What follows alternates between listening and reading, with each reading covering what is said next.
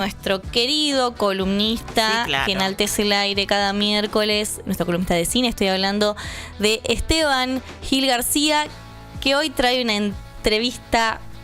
Bueno, palabras mayores lo va a contar todo él. ¿Cómo estás, Esteban? Buenas tardes, Marian, Vic. ¿Cómo le va, compañeras? ¿Cómo andan? Muy bien, ¿vos? ¿Cómo estás? Bueno, teníamos muchas ganas porque hay veces que uno sale del lugar un poco de cronista cinematográfico y también hay algunos consumos que te gustan, viste, que los seguís, y habíamos tenido la posibilidad justamente el año pasado de hablar con Cristian Ponce, el director de Historia del Oculto, Abrazo de Madre, y le habíamos dicho que cuando esté la película de La Frecuencia Kirlian, cuando ya esté el tráiler, que por favor pase por la radio porque queríamos hablar. Sabemos que, bueno, la serie de animación y de terror nos había gustado mucho, así que bueno, cumplió Cristian. ¿Cómo andas, Cristian? Buenas tardes. Hola, Cristian. Buenas tardes. Buenas tardes. ¿Cómo va? Así que, bueno, se lanzó el tráiler para un próximo estreno que por ahí lo ubican en octubre. Contanos, antes de contarnos, vemos el tráiler y... Dale. A ver, por ahí favor. A ver.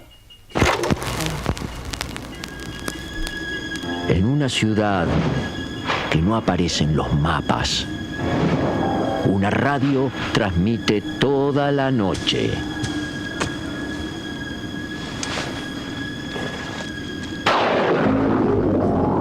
La frecuencia Kirlian. Y a continuación, un poco de música para calmar a las bestias. El locutor de Trasnoche abre las puertas de su estudio a 5 visitantes Adelante, póngase cómodo. y lo invita a usted a escuchar 5 historias ¿Hacemos algo esta noche o lo perdemos todo? de terror, Hay un monstruo en el barrio. de traición, Quiere que se vaya de acá. Yo quiero que se venga conmigo. de venganza. Yo no tuve nada que ver con la desaparición de esa chica. Todo parece tener que ver con lo que pasa en la radio, con el locutor de Trasnoche. Cuando la noche se llene de fantasmas, espectros y criaturas, los verdaderos monstruos buscarán refugio en la frecuencia Kirlian. ¿De verdad quieren escuchar algo aterrador? No, Buenísimo. Bueno, creo que nos quedó, que quedamos recontra manijas. Recontra manijas y la piel de gallina. Sí. Así que bueno, contanos cómo es esto. La serie tenía 10 capítulos, ¿no? Fueron 10 capítulos. Hoy, de hecho, se están cumpliendo 8 años del estreno del primero. Es esta fecha ficticia que escogimos, que es la supuesta noche del cometa, el día Claro, en el el 30 de claro, abril. el 30 de abril, que es en realidad la noche de Walpurgis, que es como una celebración al estilo de Halloween. Hay 4 celebraciones de este estilo a lo largo del año. Y nosotros siempre pensábamos que, bueno, es como, ¿vieron? Esta típica queja de que en Navidad estamos comiendo cosas que deberían comerse en invierno porque es la globalización, lo que sea. Y celebrar Halloween en octubre es medio raro porque, bueno, salen las flores, no tenemos ese look de John tenebroso, Carpenter, claro. de hoja seca. Entonces, mientras estábamos desarrollando la serie, empezamos a armar esta idea de, bueno, larguémoslo 30 de abril, que sería lo más lógico, Halloween, Noche de Brujas nuestro. A partir de ahí se armó toda esta mitología de la Noche del Cometa. Y bueno, hace 8 años sacamos el primer episodio. Y a partir de ahí fueron 10, sí, que fueron saliendo. 5 bastante cerca unos de otros, con 3 meses de diferencia, me parece que salían. Después pasó lo que pasó con Netflix, que básicamente fue que alguien que trabajaba como agregador para la plataforma vio los episodios que nosotros los íbamos cargando en YouTube, en Vimeo. Ahí frenamos un poco porque, bueno, era ver qué pasaba con Netflix y si seguíamos como por una línea más oficial, digamos, producidos por Netflix, que estaba la posibilidad de un momento, o si seguíamos haciendo episodios como veníamos haciendo. Y pasó lo segundo, por supuesto. Ya teníamos uno casi terminado y bueno, después sí lo que pasó en los 2 últimos episodios es que se sumó una plataforma que se llama Flixo, que es una plataforma / productora, y ellos sí nos ayudaron, nos sostuvieron sobre sus hombros para que pudiéramos hacer los episodios 9 y 10, y ahora es una de las casas productoras también que se sumó para la película. Perfecto. La serie es totalmente animación. Es raro la animación y el terror, por lo menos nosotros no tenemos tanto una tradición, me parece, de animación y terror. Para algunos países sí. Sí, hay mucha animación japonesa que va por ese lado. Más vinculado al terror, pero lo que me gusta acá, por lo menos por lo que veo en el tráiler, vos volvés a una animación que hace referencia al cómic argentino. Inclusive ahora estamos todos manija porque se estrenó en Eternauta, pero un cómic anterior, inclusive al de la revista Fierro, ¿no? Un cómic más del 50, 60, los colores, ¿no? Claro, bueno, esa era... Nosotros cuando... Nada, de vuelta. Todo pasó en esta fecha. Hace justo 3 años anunciábamos que íbamos a hacer una película. Y cuando empezamos a pensar, bueno, al principio vamos a mostrar una película completamente de acción real. Una cosa que es una locura, imposible, porque cada monstruo sería un problema en sí mismo, económico, digamos, de presupuesto. Entonces, lo que terminamos haciendo, que es lo que se va a ver en la película, es todo lo que pasa en la radio. Es live action, podemos ver al locutor por primera vez en carne y hueso, pero las historias van a seguir siendo animadas. Ahora, de vuelta, es una película, entonces nuestra decisión fue dar como un paso más allá y empezar a jugar con estéticas que no sean exactamente las de la serie.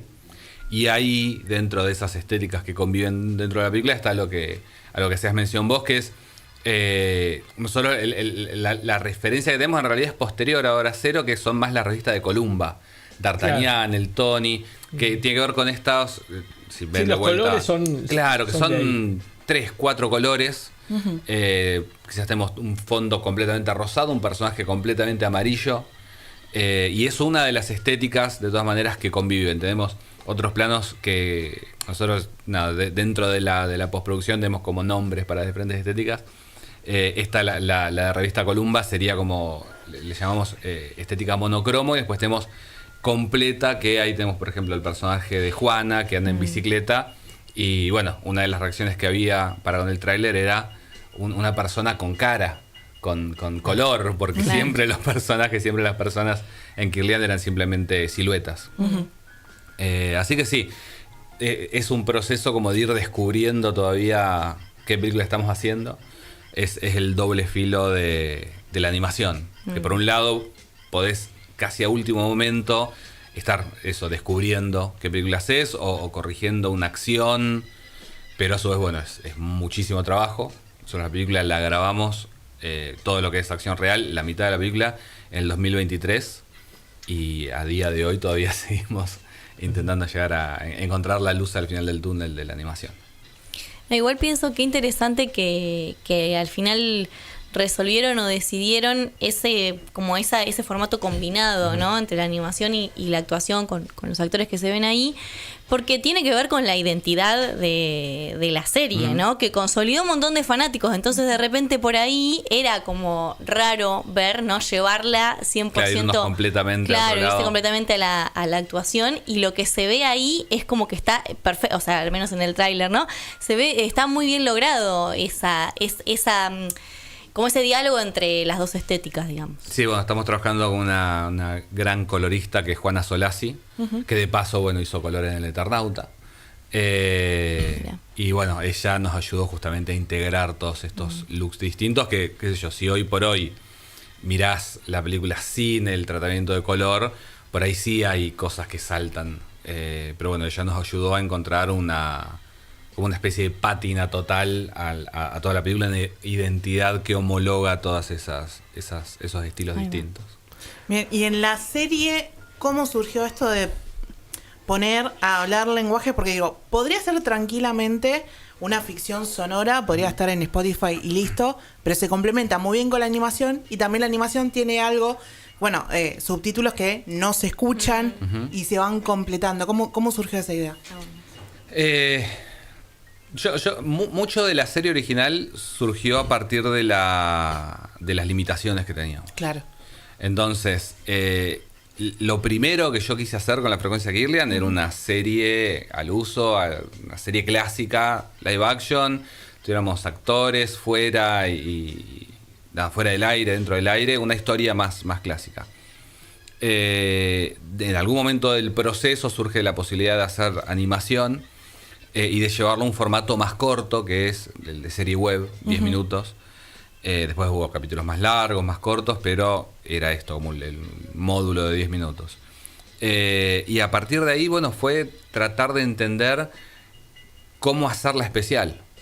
Entonces, por un lado, bueno, va a ser animada, pero con Hernán Bengoa, que estuvo a mi lado con todo lo que fue primero la imagen, y después se sumó también guión, y después dirigió episodios.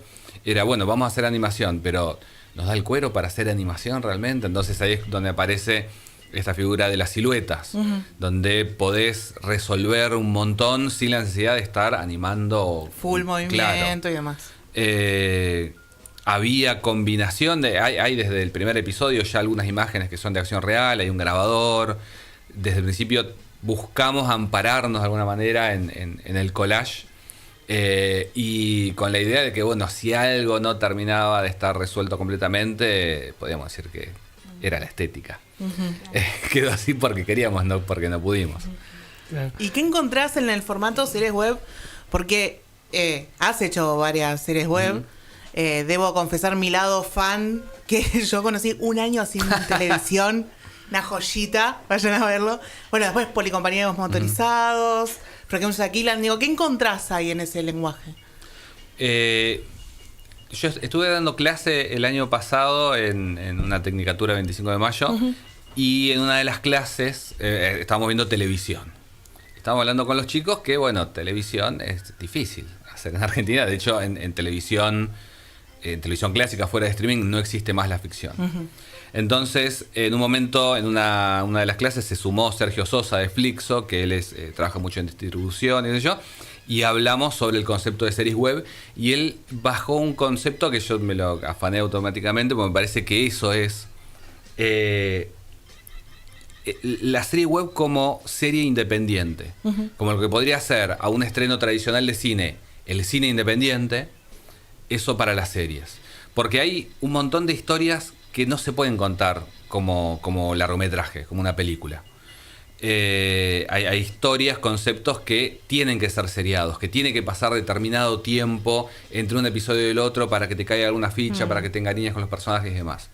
Pero lo que pasa con las series, tradicionalmente, es que es un formato que nace a partir del medio que la va a emitir. No es como no sé...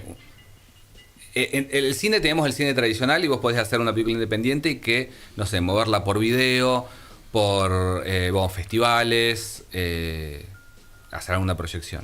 La serie, si no tiene un canal de televisión donde se pase, tradicionalmente, lógicamente, no tendría espacio, porque nace por la necesidad de llenar una grilla. Como soy parte de una generación que ha crecido mirando mucha tele, tengo el formato de serie de ficción muy metido, y particularmente Kirlian, como es autoconclusivo y demás, era un formato que funcionaría mejor como serie. Entonces ahí es donde aparecen las series web. No necesitamos un canal, pero a su vez tampoco podemos soportar, no sé, en el caso de una noche de televisión, 6 episodios de 1 hora. Entonces, en ese momento, una noche en televisión, justamente nosotros... Esa serie web, esa primera serie web, la hicimos pensando en, bueno, esto nosotros lo llamamos un canal y después hacemos la serie de verdad. Y en realidad la serie de verdad fue esa. Claro. Y se definió, y el humor y todo, porque justamente era una serie corta, con sus reglas. Y en ese sentido, bueno, me parece que esta analogía que hacía Sergio hace sentido. Es el mundo de lo independiente para lo que sería una serie. No vamos a salir en HBO, vamos a salir en YouTube, y yo ahora TikTok, no tengo idea en qué está el mundo de las series web, creo que medio desapareció igual, pero, o bueno, Flixo en realidad, pero es la posibilidad justamente de abrazar el formato de lo episódico desde lo independiente. Sí, es cierto, van cambiando los consumos culturales, ¿no? Me acuerdo 2013, 2014, 2015 estaba la serie web, ahora por ahí aparecen más los podcasts ficcionales. Es cierto lo que marcaba Vic recién. Yo quería ir, digamos, al mundo de la radio, porque hay que decir que la frecuencia Kirlian está en el mundo de la radio, nosotros estamos en una radio, y vos tenés algo con los medios de comunicación, porque sea en Historia del Oculto, todo pasaba en un programa de televisión al estilo el de Bernardo Neustadt, ¿no? Un programa político de la década del 80, y acá también el eje o el hilo, digamos, de las historias es un programa nocturno y un locutor de radio de esos que escuchamos, ¿no? Cuando vamos por la ruta, que puede estar vivo, que puede estar muerto, ¿no? Que hay una idea también. Ahí, contaros un poco cómo surgió y cómo te llevas con los medios de comunicación, que hoy son mucho más anfibios que por ahí cuando vos los contás, que parecen ser como medios de la década del 80, ¿no? Por ahí una radio más pura, una tele más pura. Sí, a mí me encantan los medios estos que están medio desapareciendo. Soy de una localidad chica del interior que se llama Carmen de Patagones. Vi muchísima televisión, momentos que se hacía mucha ficción con los códigos propios de la televisión argentina, las ficciones de ATC, ese tipo de cosas, y a su vez también la importancia de la radio. Claro. Siempre tuve tíos, que trabajaban en el campo y la comunicación era a través de la radio. Siento que hay también algo que está atravesado por el cine, incluso cine de afuera, que termina rebotando en la manera que interpreto los medios de acá. Pero bueno, esto que decías vos recién, la idea de un locutor al que no le vemos la cara. Claro. Y es medio contradictorio, porque yo creo que lo primero que consumí de radio fue Te Escucho con Luisa Delfino, que era un programa que en realidad era de video, o sea, la estabas viendo. Ese me parece que es uno de los grandes, ¿cómo se dice? Historias de origen de la frecuencia que lean Luisa Delfino. Pero sí, qué sé yo, no sé. Había una ficción de Oscar Martínez también de tele, ¿no? Sí, ¿cómo se llamaba? ¿Dónde estás, amor, en mi vida, que no te puedo encontrar? O estaba también uno que se llamaba Cartas de amor en cassette. Una carta de amor en cassette. Sí, o sea, la radio para el cine y para la televisión es medio, o sea, es posterior creo al cine, pero es anterior a la televisión, y ambos medios están súper enamorados siempre de la... Veo que compiten entre ellos, el cine y la televisión se pelean, pero de la radio nunca van a hablar mal. Y nada, como fan de la tele y el cine, siempre vi estas historias que yo, desde American Graffiti, de George Lucas, que tiene este locutor, que también está en la vida de todos estos pibes que andan dando vuelta en auto por la noche, y nadie sabe cómo es la cara, y cuando finalmente lo conocen un poco se decepcionan, pero... O el cine de terror también, La Niebla, La Masacre de Texas, La Segunda, siempre hay programas de radio ahí acompañando a los personajes. Sí, eso es cierto. Y contanos, en ese sentido, te sacamos un poquitito de la frecuencia Kirlian. Hiciste una película en Brasil, Abrazo de Madre. Contanos cómo fue esa experiencia de filmar en Brasil. El guión no era del todo tuyo, ¿no? Claro, yo me sumé, me convocó el productor de la película y guionista en aquel momento de la película, que se llama André Pereira. Él había visto la frecuencia Kirlian de Historia del Oculto y sintió que había ahí alguna posible hermandad y algo que podía llegar a potenciar la idea que tenía el de la película. Me pasó la primera versión de guión, y ahí cuando yo me sumo al equipo también empiezo a escribir. Es una situación rara para mí, porque es la primera vez que me meto en un proyecto que no es mío.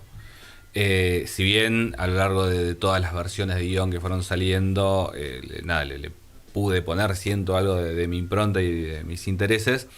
Yo desde lo vamos, quizás no es la película que habría elegido escribir, ¿viste? Es una cuestión de unos bomberos, medio de acción, como que, no sé, es una película que es mía, obviamente. Sí, pero la llevas al terror, además.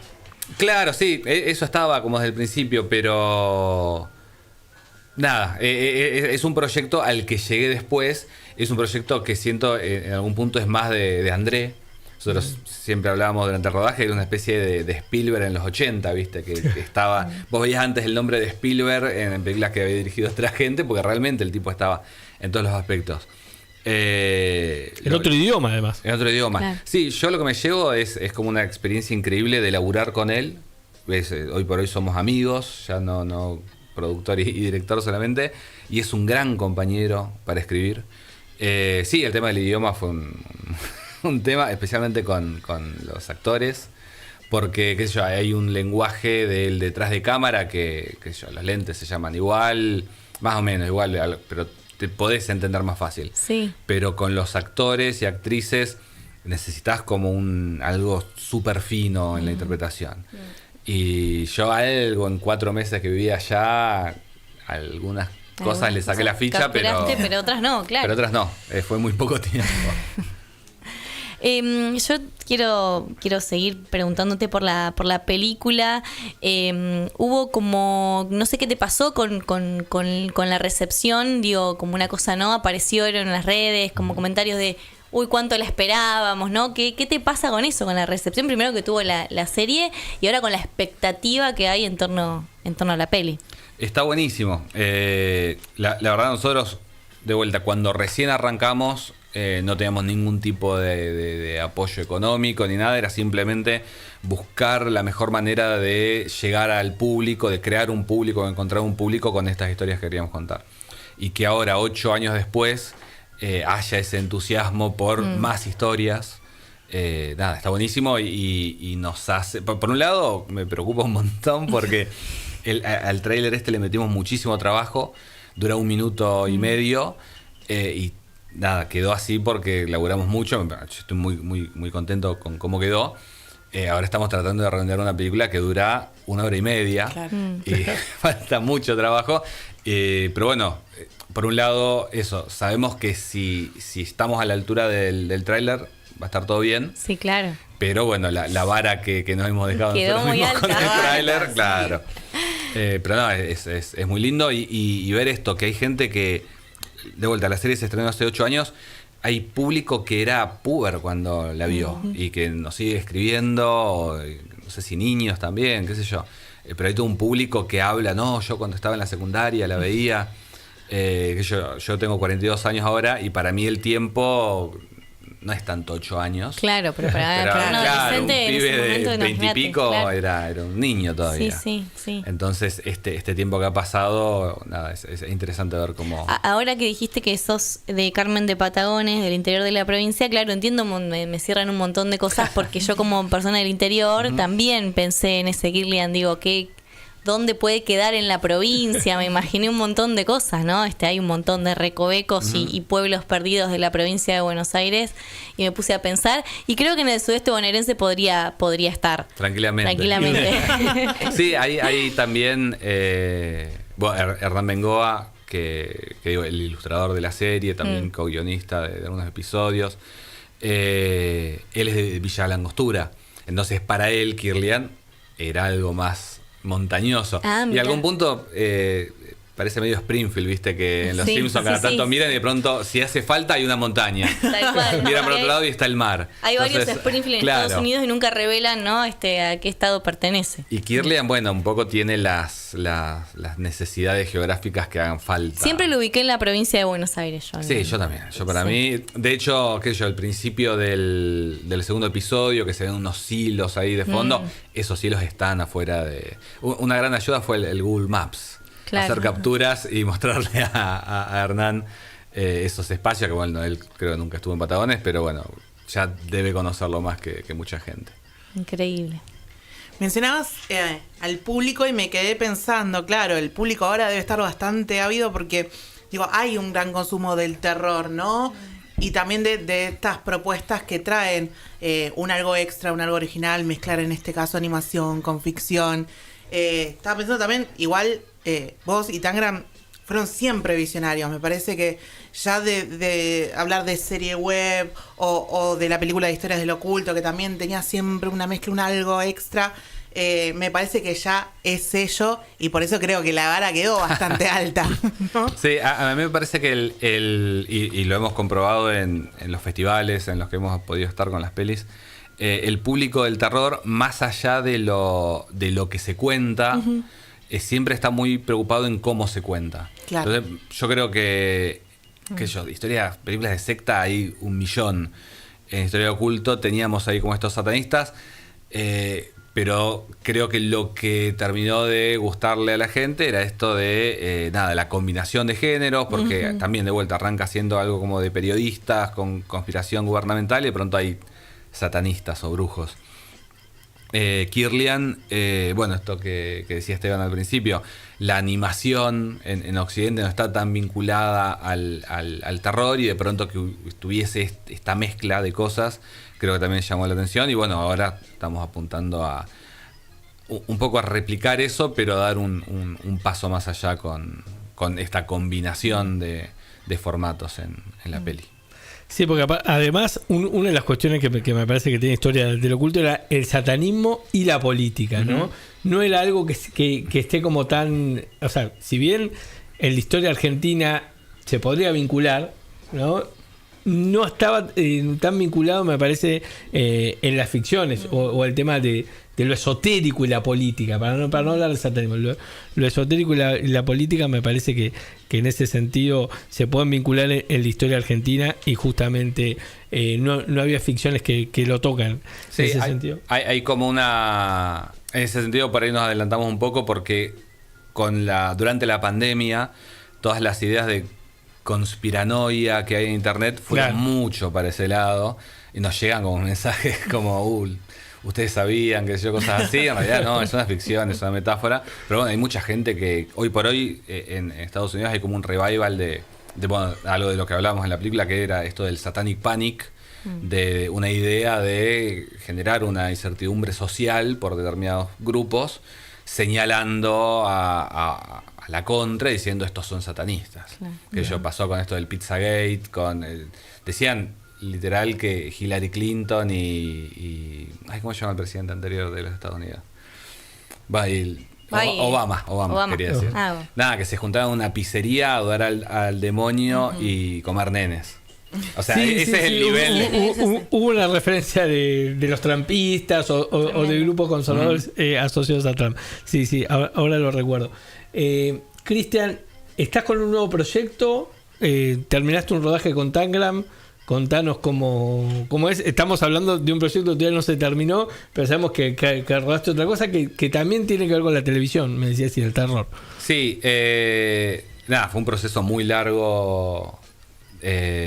Kirlian, yo volví de Brasil, y mientras se hacía Kirlian terminamos la película de Brasil y arrancamos esta otra, y todavía no se termina Kirlian.